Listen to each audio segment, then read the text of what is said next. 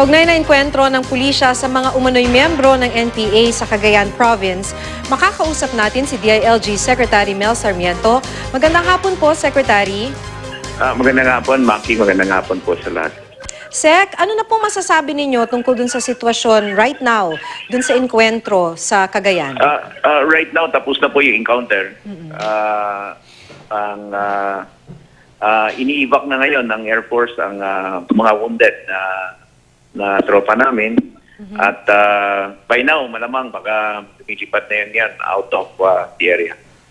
Pero Sec, may ano ba, parang may naibalita kasi kami kanina na may mga fatalities daw and wounded dun sa side po ng PNP. Side ng PNP, ito during the initial, nag-operation kasi sila, nung unang burst ng fire. May mga kapulisan tayong tinamaan, no? Meron tayong 5 KIAs at 10 ang wounded, no? Na ngayon ay malamang na-evac na sa area, na-evac ng Air Force.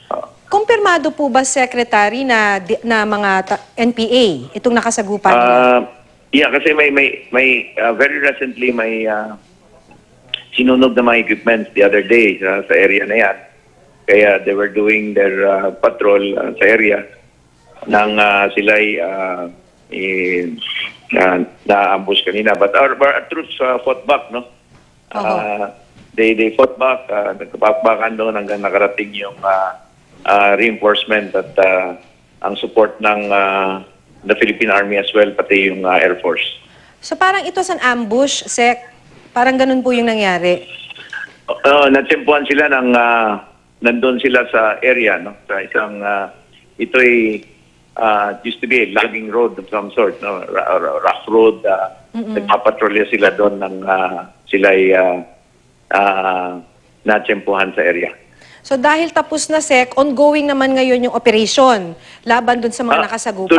Tuloy. In fact, mayroon ding malamang, may mga ano rin sa kabila, no? May mga natamaan din doon sa kabila. So,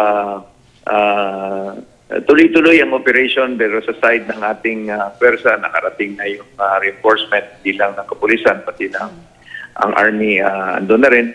At as I've said, tapos na yung labanan.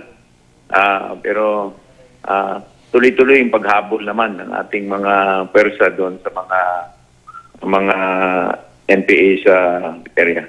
Huling tanong na lang po, Sec. So wala naman pong naging problema dun sa oras ng pagresponde para matulungan po yung mga naipit na kapulisan?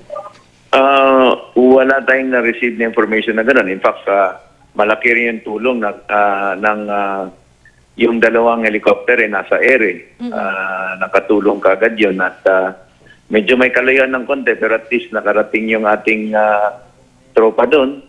At gaya ng sinabi natin, lumaban yung ating tropa ng pagkatapos ng unang burst, lumaban sila ng lumaban. Okay, marami pong salamat sa inyong oras, Secretary. Salamat din po. DILG Secretary Mel Sarmiento.